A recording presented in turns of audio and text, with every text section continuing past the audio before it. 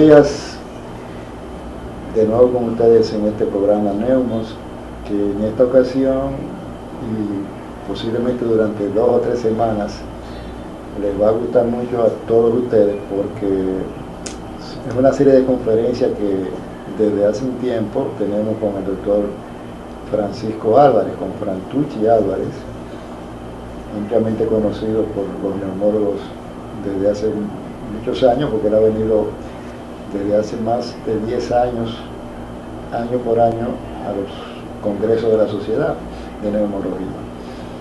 En esta ocasión la conferencia de Frantucci va a versar sobre broncoscopia, sobre un tema muy interesante que es la broncoscopía intervencionista, que desde hace un tiempo ya ha venido tomando mucho impulso, de manera que lo dejamos en esta ocasión con esa conferencia, y posiblemente la semana que viene tengamos una conferencia que tiene que ver con una prueba que se llama péptido natriurético, que se utiliza mucho en cardiología, pero que en neumología también tiene mucha importancia. De manera que disfruten de esta conferencia de hoy. Vamos a bajar de lo sublime a lo cotidiano ahora, y vamos a hablar un poco de las cosas que se están haciendo con el broncoscopio. Me voy a referir al broncoscopio fiberóptico porque no usamos el rígido. Así que hay temas que no voy a tocar por esa sencilla razón.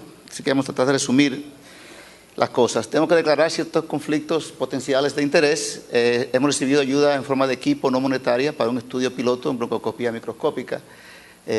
También me regalaron una pizza hace un tiempo. Entonces, si digo algo muy bueno acerca de esta compañía, tienen que tener en cuenta que a lo mejor estoy influenciado por la pizza. Cuando hablamos de obstrucciones de vías aéreas, cuando hablamos de broncoscopía intervencional, estamos básicamente, casi siempre, hablando de obstrucciones de vías aéreas. La incidencia se ha incrementado, entre otras cosas, debido al aumento del número de intubaciones, aumento del número de traumas, incremento en el caso de cáncer de pulmón, etc. Las etiologías más comunes son benignas o malignas, y a grosso modo pueden ser tumores primarios de vías aéreas, tumores adyacentes o tumores metastásicos. Y generalmente las benignas pueden ser enfermedades de trauma, enfermedades sistémicas, infecciosas, congénitas. Entre ellas tenemos la tuberculosis. Los síntomas y signos de las vías aéreas de obstrucción: disnea, estridor, ronquera, tos, neumonitis recurrente. Eso es muy importante. He tenido pacientes que me han referido con neumonías a repetición en la misma área. Eso es una indicación formal para una endoscopía. Así que un paciente que ustedes vean que le da neumonía 2 veces en el mismo sitio, tiene que referirlo a un neumólogo. Cianosis en casos extremos y sibilantes con asma refractaria, entre comillas. Y ha pasado también varias veces. Tú nos enviaste un paciente hace unos años que tenía una papilomatosis difusa, que fue tratado por asma durante años. Y es muy importante que esos pacientes con sibilantes, sobre todo si son locales, tengamos siempre presente la posibilidad de una obstrucción de vía aérea, aunque no se vea en la radiografía, para que no pasen cosas como esta en un trasplante, un paciente trasplantado de corazón que tuvo 1 año tratándose por asma hasta que llegó esto, y obviamente ya aquí no había nada que hacer con ese señor. Los tumores envolviendo la tráquea o la carina pueden ser asintomáticos hasta que la vía aérea esté críticamente estenosada. Eso es sumamente importante que lo tengamos en cuenta. Cuando un paciente ya tiene disnea por una obstrucción de vía aérea, eso es prácticamente ya una gravedad. La espirometría es poco sensible, pero muy útil si exhibe una curva flujo-volumen característica. Así que si usted no tiene un espirómetro, envíenle al paciente a un neumólogo para que le haga su espirometría. La tomografía podría ser no diagnóstica, al igual que la radiografía de tórax. Sobre todo, tenemos que escuchar al paciente. Como yo trabajo en un centro terciario, tengo la ventaja de que ya los pacientes me vienen referidos porque ya han pasado por muchos médicos. Entonces ya yo sé lo que el paciente no tiene cuando me llegan. Para mí es muy fácil. Para ustedes que van a estar al frente, en la línea primera de batalla, oigan al paciente cuando les dice que no puede respirar bien, no le digan que está nerviosa, que necesita otro novio. Escuchen a sus pacientes. Entonces, hay muchas cosas que podemos hacer hoy en día con el broncoscopio flexible. Vamos a hablar solamente de unas cuantas por razones de tiempo. El láser, vamos a hablar brevemente, existen diferentes tipos. El más común es el ND-Jack. Yo no puedo decir lo que dice ahí, así que le vamos a usar las abreviaturas. Y es una luz amplificada que puede transmitirse en algunos casos a través del broncoscopio flexible. Puede graduarse para coagular o vaporizar el tejido. Es muy efectivo en obstrucciones intrínsecas de las vías aéreas centrales. La desventaja es que cuesta bastante, hace falta un entrenamiento especial y hay complicaciones como fuego en las vías aéreas, una perforación de vías aéreas o de vaso sanguíneo que puede ser fatal. El electrocauterio es una corriente eléctrica que pasa a través del instrumento que uno inserta, pasa a través de los tejidos y sigue hacia una placa de metal que sirve como tierra. Hay varias modalidades para cortar, derretir o coagular los tejidos. Puede usarse con el broncoscopio flexible también. Y es mucho más barato y fácil de usar que el láser. Estos son los accesorios que se usan, las diferentes probes y la máquina generadora de energía. Y esto es de un artículo del Cleveland Clinic donde se muestra la utilidad en pacientes con lesiones endobronquiales. Es, por supuesto, un tratamiento paliativo. Las ventajas que tiene, que es efectivo, no requieren admisión hospitalaria, pudiera ser curativo en tumores pequeños, bajo riesgo de hemorragia, incendio, fallo respiratorio y si no se pone bien, si no se ajusta bien, un electrochoque. Por eso siempre recomendamos que sea el residente de neumología que haga la broncoscopía. Las desventajas que tiene son que es muy laborioso, con una efectividad en vías aéreas distales no estudiada. Es difícil de manejar en unas obstrucciones distales. Y el grado de perforación del tejido es difícil de predecir, lo que predispone a perforación de vías aéreas. Aún así, es una terapia bastante segura. Sobre crioterapia es destrucción del tejido a través de congelamiento rápido que conlleva a la destrucción intracelular y las células cancerosas parecen ser muy susceptibles a la congelación. Los agentes más utilizados son el nitrógeno líquido, óxido nitroso y el dióxido de carbono. Estos son los instrumentos que se usan y este es un ejemplo de cómo funciona en lesiones proximales. Es sencilla, es barata relativamente, efectiva en lesiones endobronquiales, es bien tolerada por el paciente, pero también tiene el problema de que es difícil tener acceso a las vías aéreas distales. Después que usted pasa la tráquea y los bronquios principales, no es tan fácil manejar este instrumento. La braquiterapia es la aplicación local de radioterapia como tratamiento paliativo de lesiones traqueobronquiales malignas. Requiere de la inserción de un catéter en las vías aéreas y eso se hace fácilmente a través del canal del broncoscopio. Luego el material radioactivo se inserta dentro de ese catéter que se deja ahí por un par de horas y hay que enfatizar que está contraindicada en pacientes con tumores invadiendo los vasos torácicos mayores y el mediastino, porque pudiera producir un sangrado masivo. Los resultados: alivio sintomático 85%, las complicaciones, fallo respiratorio, bronquitis, estenosis y hemoptisis, producto de perforación de un vaso sanguíneo. También puede producir, por supuesto, erosión de la arteria pulmonar. Este es un ejemplo donde ustedes pueden ver dónde se va insertando, este es el catéter que se inserta a través del broncoscopio y la radioterapia se da localmente a este nivel, lo que permite darle una mayor dosis de radioterapia al paciente. Vamos a hablar de vejigas ahora. La dilatación por medio del balón es generalmente paliativa, es sencilla, es barata y es muy útil cuando se quiere reabrir las vías aéreas rápidamente. Entonces, tiene un paciente a medianoche que le llega con una obstrucción endobronquial y entonces a través de ese balón usted puede rápidamente, en cuestión de minutos, reabrir esa vía aérea de manera que el paciente pueda volver a respirar. Puede producir hipoxemia, puede producir ruptura de las vías aéreas y puede producir sangrado. Pero raramente la hipoxemia generalmente la controlamos en pacientes que están en condiciones muy pobres. Sencillamente los intubamos y los manejamos con ventilación mecánica durante el procedimiento. Rupturas de vías aéreas nunca hemos tenido una en cientos de procedimientos. Y sangrado muy leve, realmente tampoco hemos tenido muchos problemas con eso. Y esto es un video, este es el balón, usted sencillamente lo inserta dentro de esa obstrucción. El balón está conectado con una pistola especial que aumenta la presión, entonces uno le da una presión dependiendo del diámetro de 7 a 15 atmósferas, lo deja más o menos 30 segundos, mientras va monitorizando, por supuesto, los signos vitales, la saturación, y luego sencillamente se desinfla el balón y se saca. Ahora mismo la Boston Scientific tiene balones que pueden abrirse a diferentes diámetros, lo cual es muy conveniente. Las stents, indicaciones son obstrucción traqueobronquial por compresión extrínseca, una estenosis subglótica post-intubación, los cuales se están viendo cada vez más frecuentemente, traqueobroncomalacia de cualquier etiología, estenosis de anastomosis luego de trasplante de pulmón y fístula traqueobroncoesofágica. Las que más se usan son las metálicas y las de silicona, y brevemente las metálicas casi siempre usamos las expandibles. Hay algunas de diámetro fijo, pero realmente casi nunca se usan. La que más se usa es la Ultraflex, y ahora tenemos las Alveolus, que vamos a ver un poquitito en unos minutos.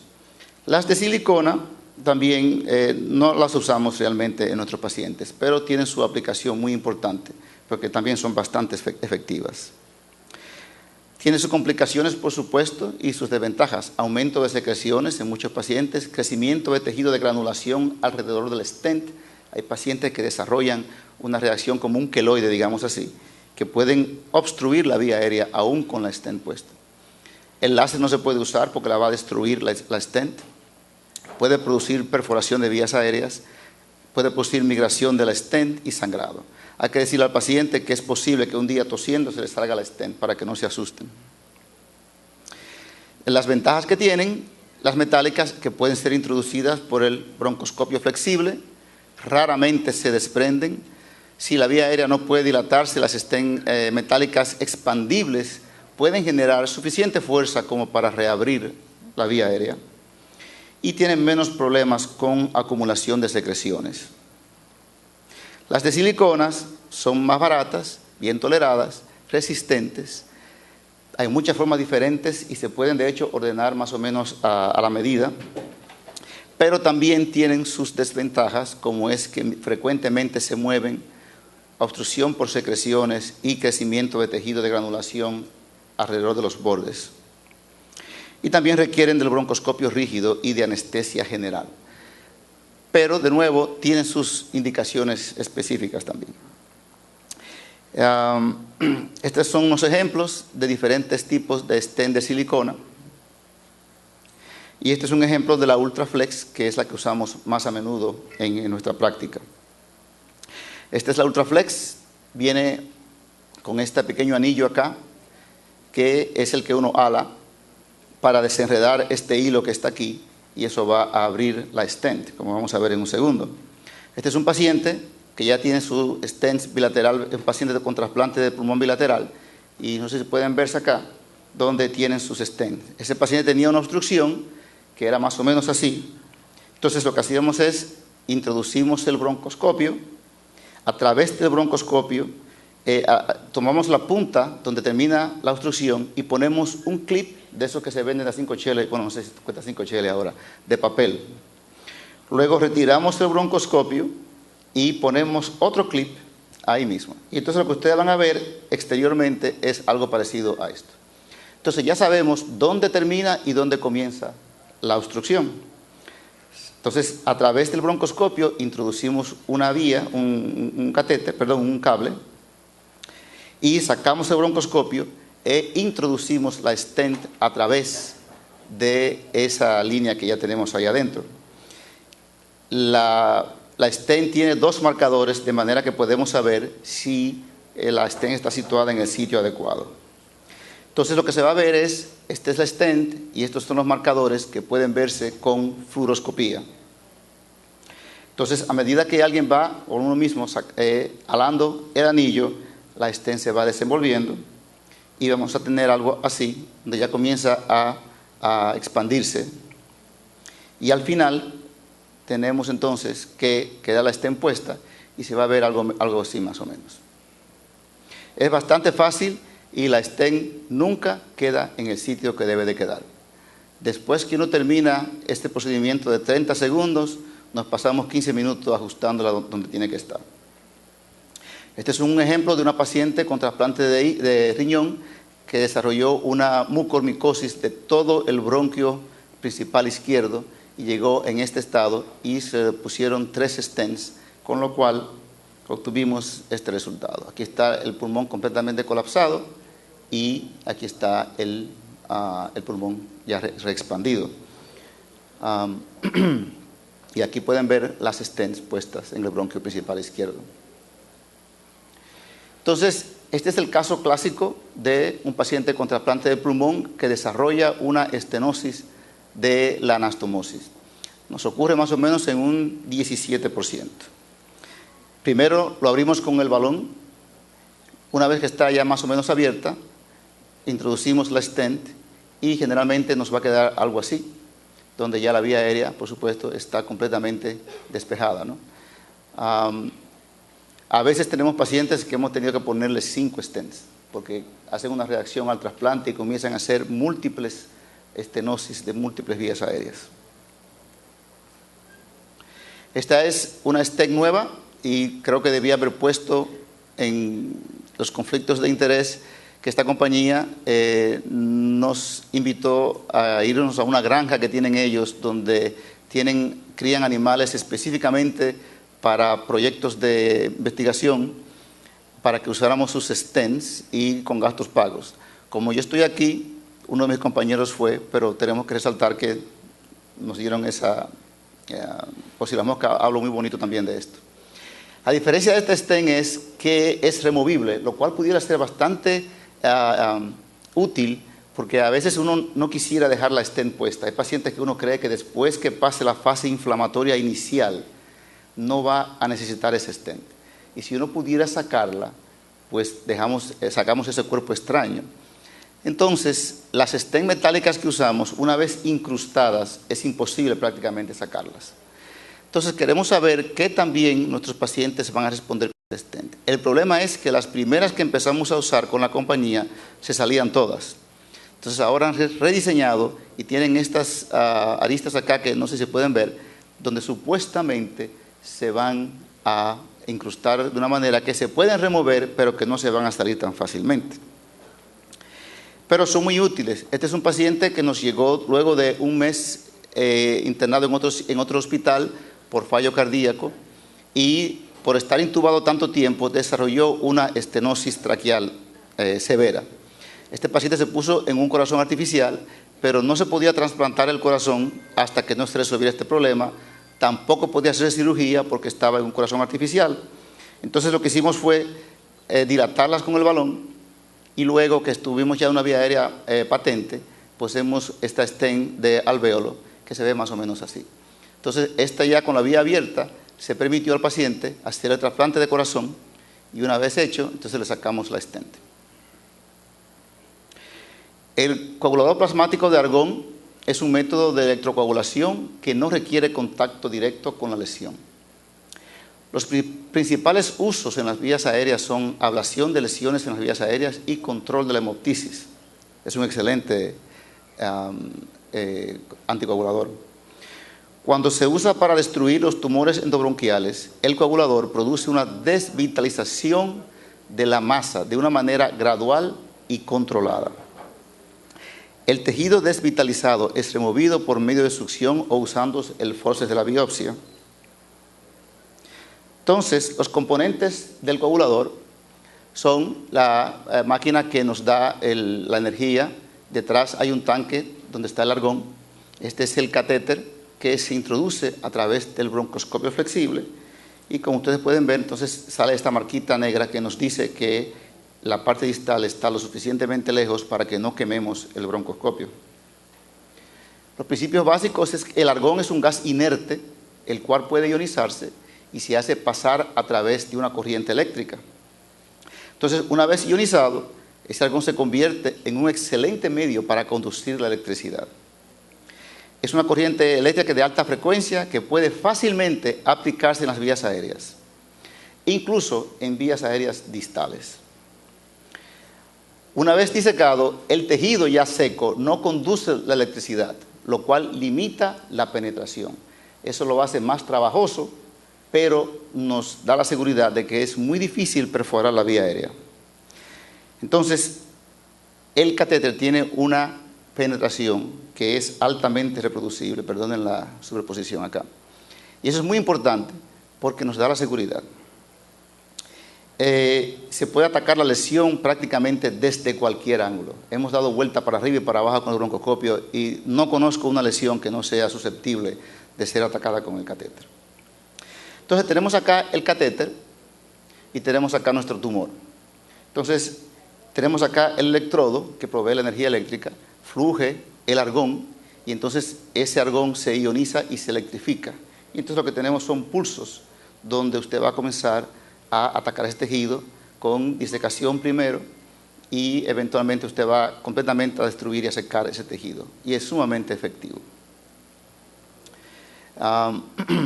Este es un paciente que me llegó de despedida el último día antes de venir para acá. Esta es una señora de 68 años a la cual se le extirpó el lóbulo superior por un carcinoma y después desarrolló disnea, vino con un colapso total del pulmón. Estas cosas azulitas que van a ver acá son las suturas todavía de la cirugía y luego de tomar las biopsias comenzamos a tratar de ver si podíamos abrir este pulmón que está completamente, esa vía aérea que está completamente cerrada, como ustedes pueden ver. Entonces empezamos con el catéter con más miedo que vergüenza porque no queríamos romper las suturas y empezamos a quemar poco a poco. Como ustedes pueden ver, estamos ahí aplicando la corriente eléctrica y se va carbonizando el tejido. Si seguimos un poquito más, no sabíamos hasta dónde podíamos llegar, ¿no? Entonces seguimos acá tentando y pulsando con el catéter y ustedes pueden ver en un momento cómo llega un momento en que se va por ahí. La pregunta era si se fue a mediastino o se fue a la vía aérea. En esta ocasión tuvimos suerte. Pero esto le da una idea a ustedes de qué tan seguro es este catéter. Entre mis colegas y yo hemos hecho, no sé, tal vez como 1500 y nunca se nos ha perforado una vía aérea. Entonces aquí tenemos el final de esa primera sesión, el primer día. Y ustedes pueden ver cómo yo puedo entrar y abrir ya puedo ver las vías aéreas distales. Entonces esta señora pasó de estar intubada, gravemente hipoxémica, a estar extubada con 2 litros de oxígeno. Esto fue una sola sección, usted puede volver de nuevo, tratar de limpiar eso más. Y en un par de días, esto que ustedes ven todo feo ahí, va a estar rosadito, muy bonito. La ventaja que tiene es que es mucho más barato que el láser, tiene una penetración predecible, como decíamos, podemos atacar la lesión de cualquier ángulo, excelente hemostático y puede hacerse con sedación moderada en un paciente externo. Ese paciente se va a su casa el mismo día. Y es muy fácil de aprender. Lo único que toma es paciencia. Las desventajas, métodos laboriosos, hay que tener 2 o 3 horas. El incendio de las vías aéreas es bien fácil de prevenir usando un bajo cantidad de oxígeno. De hecho, nosotros lo ponemos a respirar aire ambiental durante la parte en que estamos quemando. Perforación de vías aéreas, nunca hemos visto una. Y embolismo aéreo cerebral.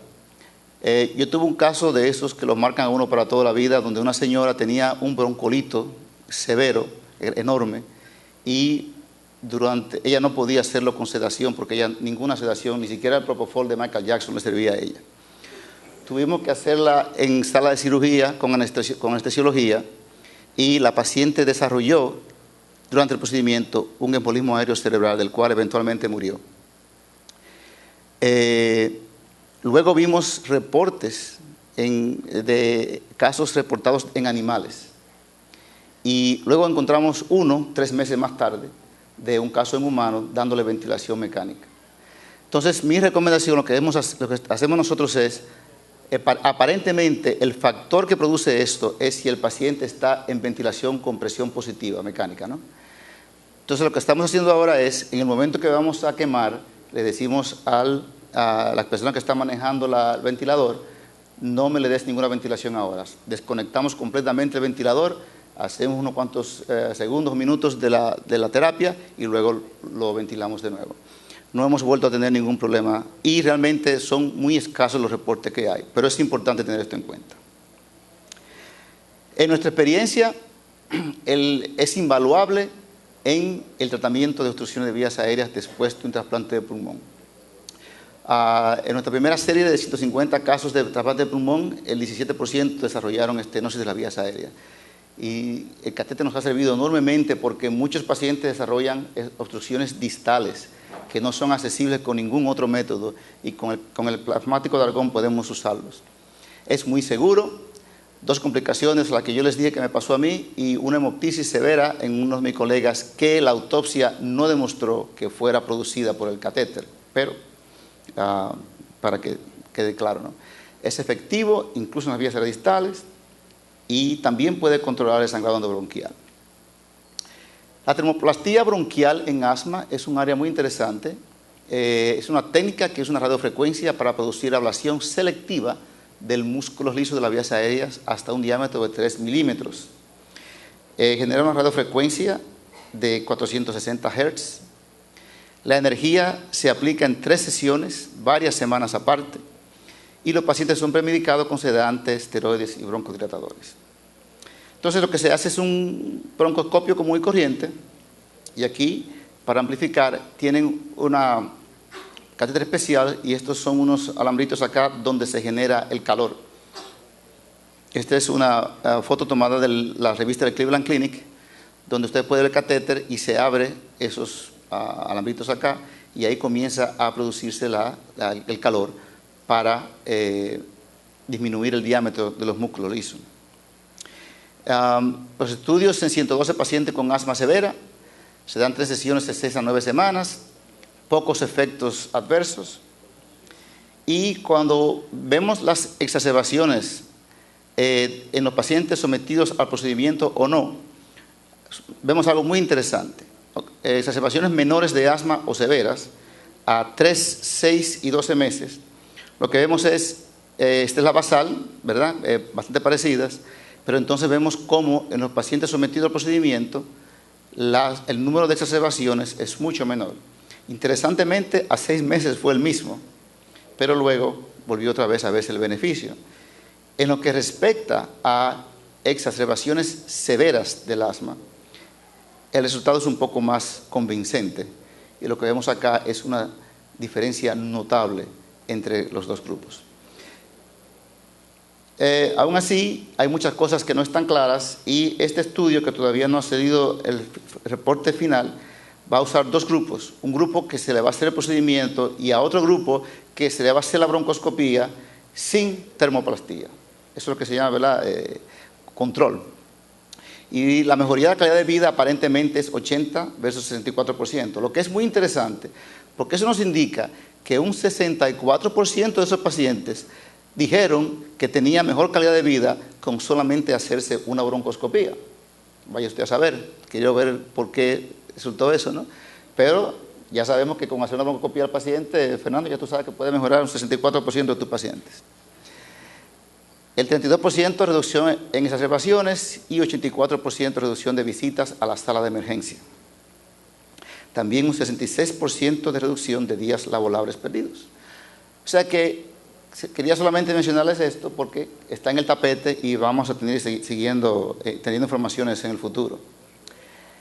Este es un instrumento de broncoscopía microscópica confocal, que es el que mencionaba ahorita.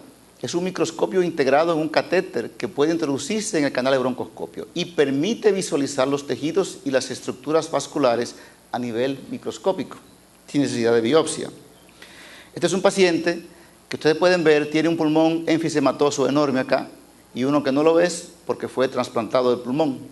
Entonces, por ejemplo, cuando usted compara estos 2 pulmones, ¿verdad?, con este método, usted puede ver acá que esta es la visión que usted tiene con el broncoscopio. Usted pone los espacios aéreos característicos del enfisema y entonces del otro lado lo que tenemos es un tejido ya mucho más vascularizado y ahí se ve ya el parénquima pulmonar, ¿no? Entonces, por ejemplo, este es un paciente con rechazo agudo que tiene una proliferación tremenda de linfocitos mononucleares. Estamos haciendo un estudio piloto para ver si esto funciona.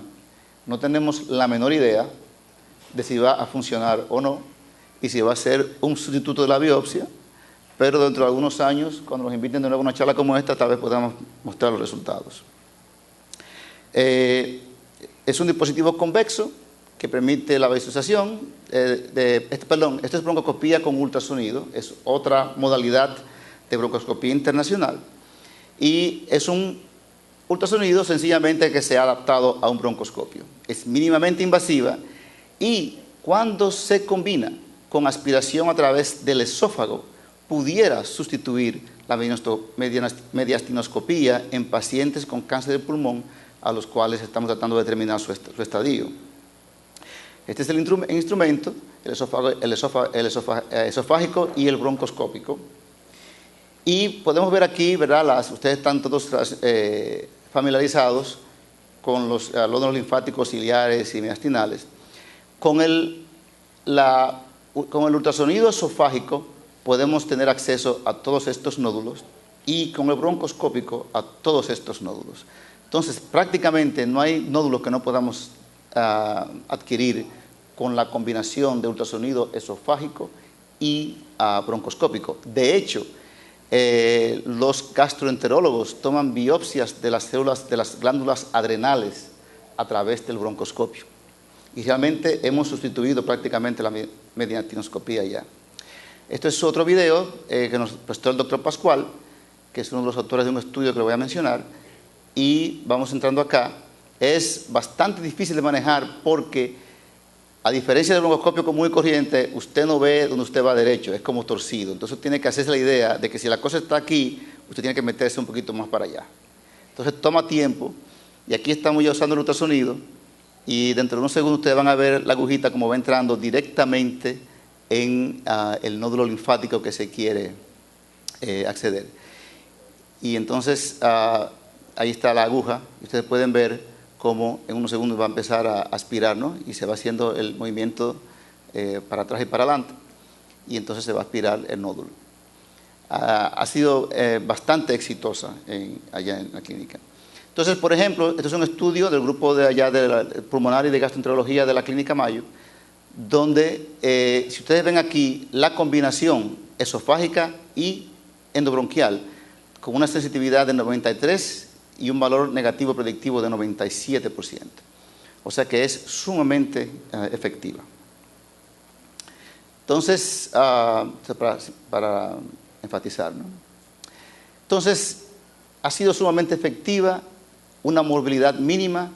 Hubo un caso allá en la Mayo de una perforación de arteria pulmonar con hemoptisis masiva, la cual salió bien, gracias a Dios. Pero siempre es un riesgo, ¿no? También se usa en adenopatía tuberculosa. Este es un caso reportado donde exitosamente se diagnosticó tuberculosis en esta paciente. Y se ha usado también en sarcoidosis, en linfoma. Este es el mismo video que aparentemente decidí repetirlo. Entonces, en conclusión, la broncoscopía intervencional es una rama en expansión. Nuevas tecnologías están ampliando las posibilidades. Las cosas que se están haciendo ahora, hace 10, 15 años, ni siquiera se podían pensar. Y es indispensable para el manejo de obstrucciones de vías aéreas. Yo quiero presentarles finalmente a la familia Mayo Nesa.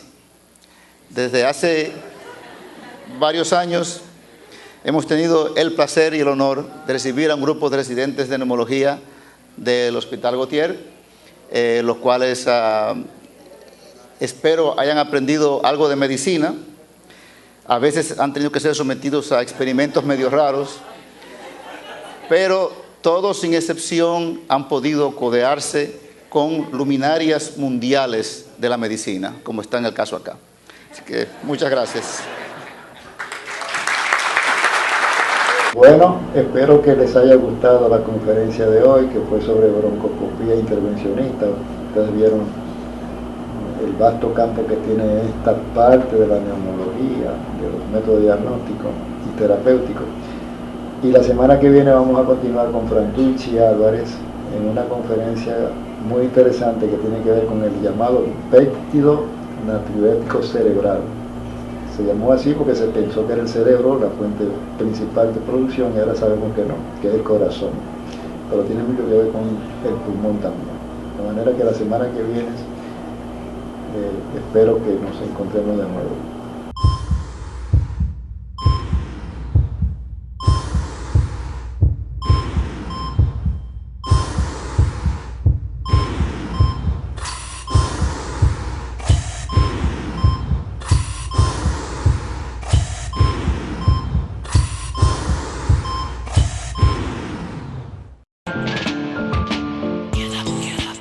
Para comunicarse con la producción de Diálogo Integral, escríbanos a la dirección que aparece en pantalla.